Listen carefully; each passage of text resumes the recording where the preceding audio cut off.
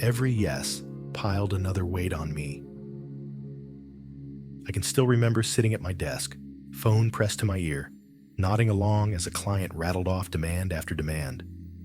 My jaw clenched tighter with every, of course, every, no problem, every, I'll make it work.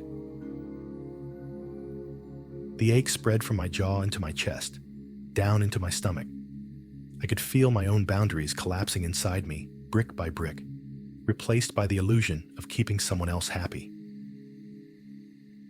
When I hung up, I stared at the phone on the desk, buzzing with another notification, and sighed so deeply it felt like defeat. My reflection in the dark screen didn't look like a leader. It looked like someone too scared to say no. That night, as I lay awake, the replay wouldn't stop. Each promise I had made, each deadline I had accepted, each corner of myself I had surrendered. The silence in the room was thick, but the critic inside me was louder. If you don't please them, you'll lose them. If you lose them, you'll lose everything. And I realized something heartbreaking. I wasn't serving clients out of strength. I was serving them out of fear.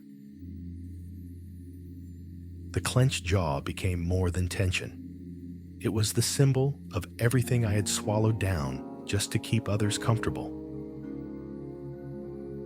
Every yes piled another weight on me. Maybe you felt that too, when pleasing others feels safer than protecting yourself. The danger of people-pleasing is how invisible it feels at first. In business, every extra promise seemed harmless. One more meeting, one more revision, one more late-night email. But slowly, I became buried. Clients didn't respect my time because I had never respected it myself. At home, the cost showed up as an absence.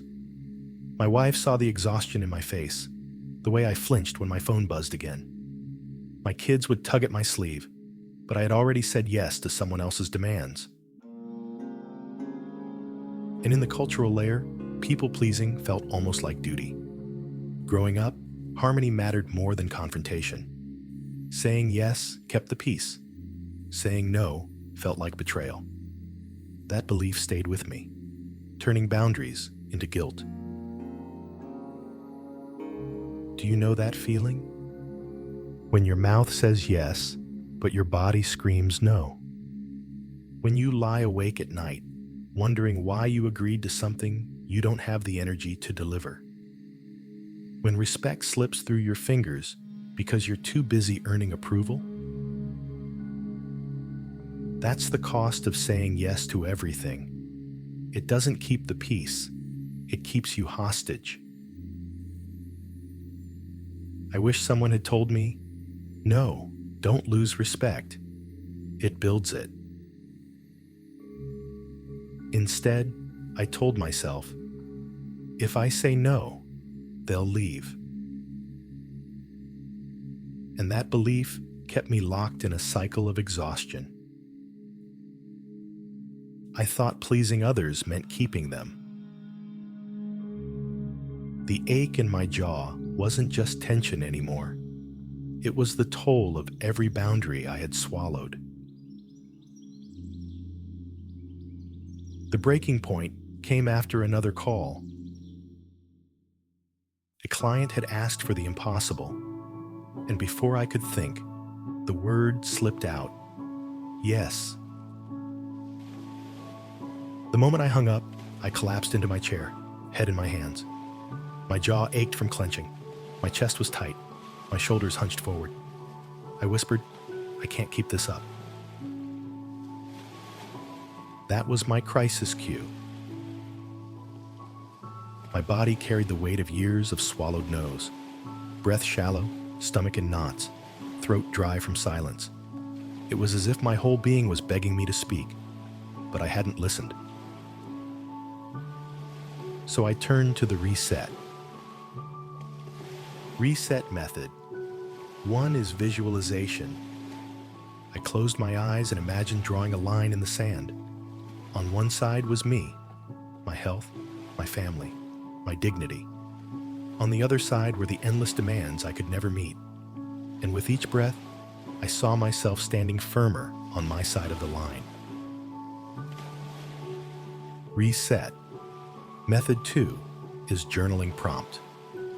I opened my notebook and wrote, "What one am I proud of this week?" At first, the page stayed blank. But then I remembered, last month, I had told a client I couldn't meet their deadline, and they still respected me. I circled that memory, reminding myself that no didn't destroy trust. It built it. Reset. Method 3 is breath work, jaw release. I placed my hands gently along my jawline, unclenched, and exhaled slowly, again and again. The tension eased. My throat felt freer. My voice is steadier. When the phone buzzed again, I didn't answer right away. I took one more breath, reminded myself, boundaries are not rejection. They are respected. And I noticed the first shift. My body softened. My chest felt lighter. My jaw no longer ached. I whispered, "Notice what changed for you, even if just a little." After that moment, I understood the truth. Respect doesn't come from saying yes. It comes from standing firm in your number. Boundaries build respect, not just for them, but for me. And I let the words settle deep. Boundaries are not rejection, they are respect. That line shifted everything. The clenched jaw that once symbolized swallowed truth now softened as I spoke a simple boundary. On my next client call, when asked for an impossible turnaround, I said, "I can't do Friday, but I can do Monday." And the surprising part? They agreed. Calmly, without anger, without leaving. That was my symbolic moment. The first time I felt lighter after saying no. And I said aloud, boundaries became the bridge, not the barrier. Let's try this together. Think of one place where you've been saying yes out of fear. Picture it clearly. Now, draw a line in your mind, your side and their side. Whisper to yourself, boundaries are respect. Try it in small steps. In business, instead of, "Yes, I'll do it by Friday," try, "I can do it by Monday." At home, instead of saying yes to every request, take one evening for yourself without guilt. In culture, remember that harmony doesn't mean silence. True harmony comes when respect flows both ways. You don't need to change everything overnight. Start with one number and let that not become your bridge. Even one boundary counts. My phone still buzzes. The emails still come. But now, my jaw doesn't ache, because I know the truth.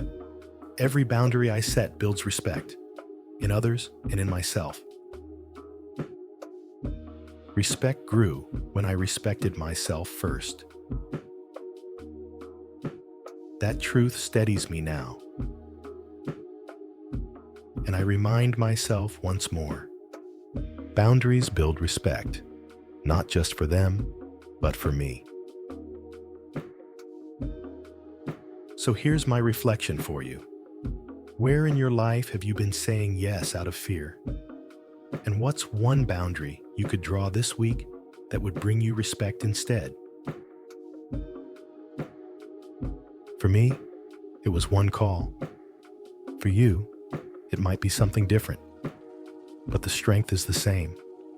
Your no has power. And before I close, let me share gratitude. Tonight, I'm grateful for the no's that built bridges, because they gave me back myself.